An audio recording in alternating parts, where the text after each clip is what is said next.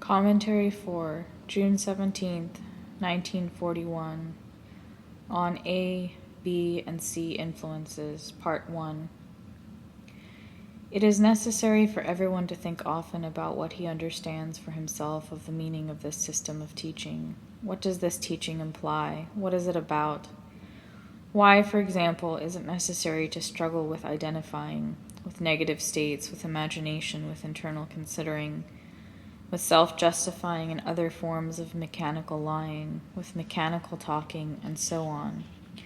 Why should one try to observe and break buffers, or notice mechanical attitudes, or detect pictures of oneself? Why must false personality be struggled with in all its unpleasant manifestations? Why should it be necessary to remember oneself? In the first place, you must understand that this system forms an organic whole. To take a small part without connection with the rest is not enough. It is not enough because the meaning of the whole teaching reflects itself into every part of it, and in order to feel the meaning of any one part of it, such as what it says about self-justifying, for instance, it is necessary to have some idea of the whole.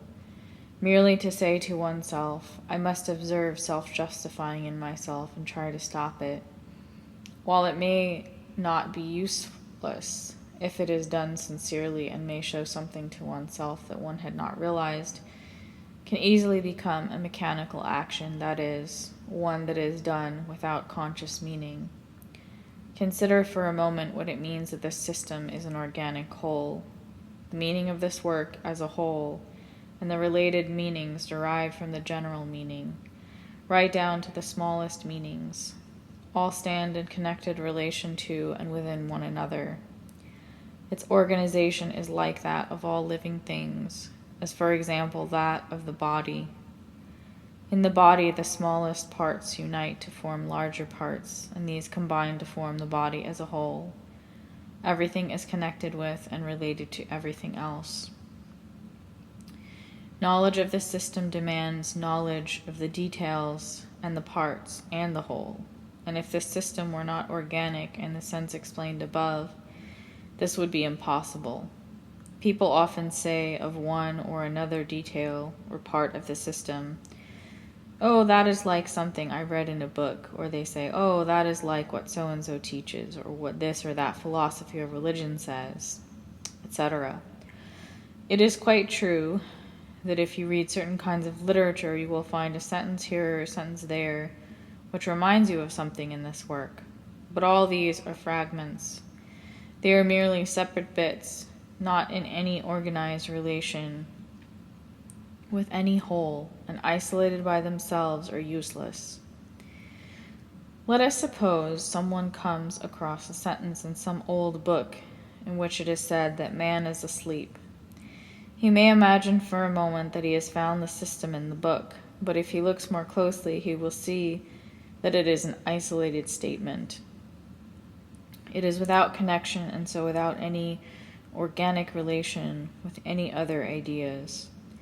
And if he compares this detail with all that this work says about sleep and about awakening, about different states of consciousness, about mechanical and conscious humanity, and about all that is necessary to do in order to awaken out of sleep, he will realize that the man who wrote the book had merely heard something, but had no real knowledge. What, then, is real knowledge? Real knowledge implies a knowledge of the part in relation to the whole. That is, real knowledge is relative in this sense.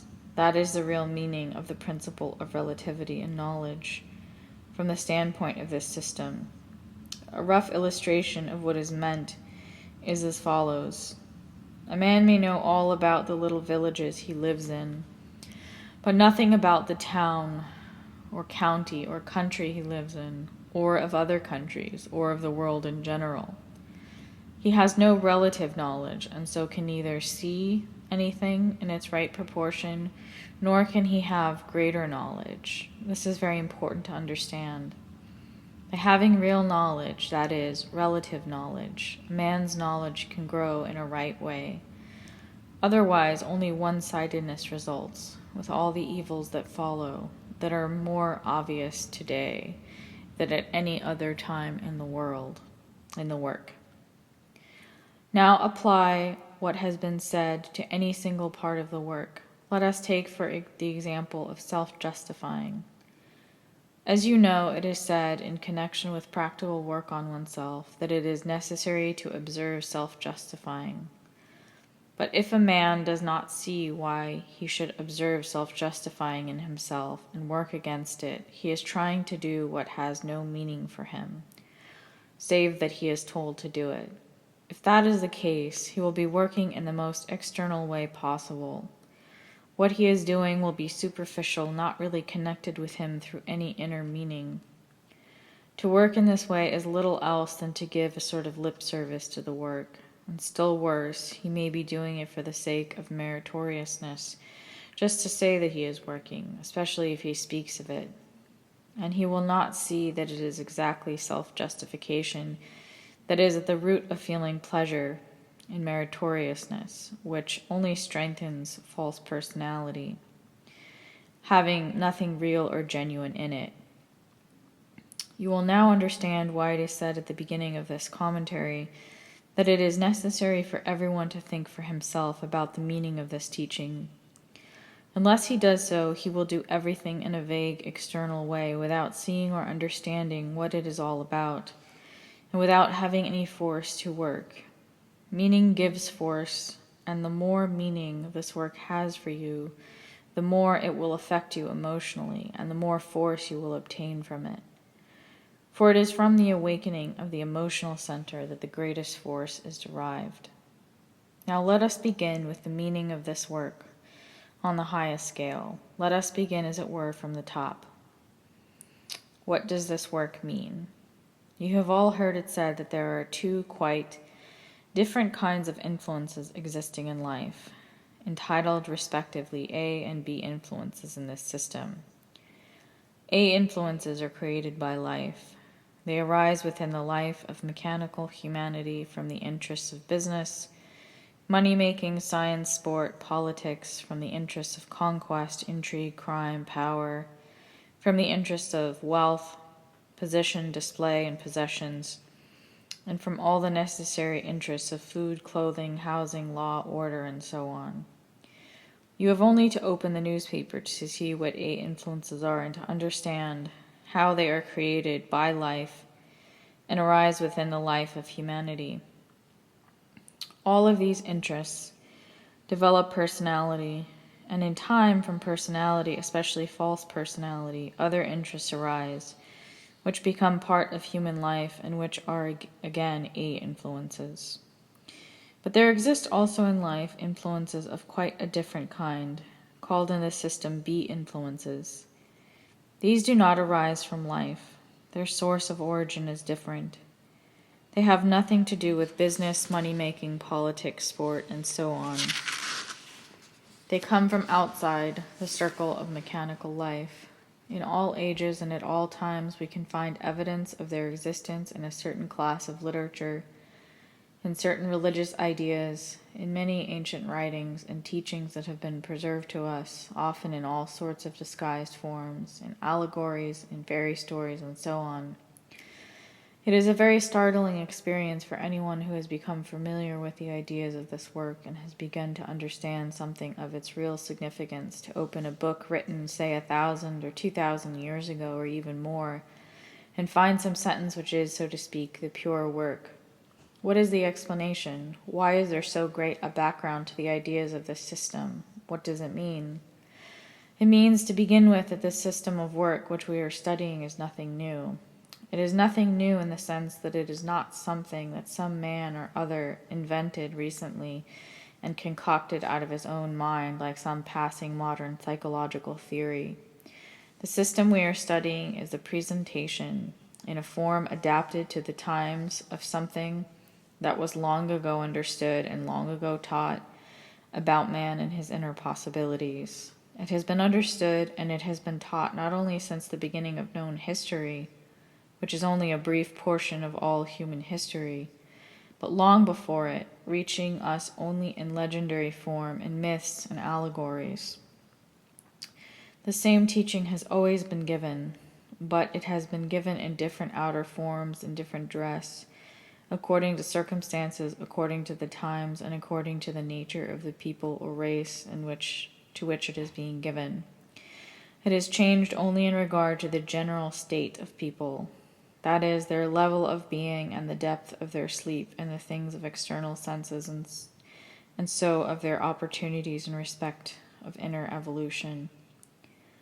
Now all the traces in history concerning the idea that man is capable of reaching something of incalculable value, a treasure that cannot be estimated, through inner work on himself, constitute what are called in the system B influences.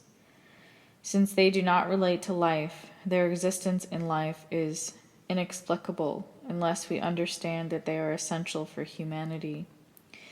Unless humanity wishes to perish totally in hate and destruction, which is a possibility closer to us than ever before. In the next commentary, I will speak of the source of origin of B influences, in the light of the ideas taught by this system. But if anyone wishes to ask for a clear example of B influences now existing in life, let him take as an example the New Testament, or rather the 4 Gospels, which alone contain the teaching of Christ. And let him only take the recorded words of Christ. It will be obvious to him that the ideas contained in these words are not similar to the ideas belonging to 8 influences, to the newspapers, and are obviously about something different from the ordinary aims and interests of life, although in a subtle way they bear on the latter. Let him only reflect that he is taught to struggle with hatred and look into himself and see what he is like. So far we have seen that the system of work is an organic whole, and every part and detail of it, such as detail of self-justifying, is connected with ideas which have always existed and have been taught in every age.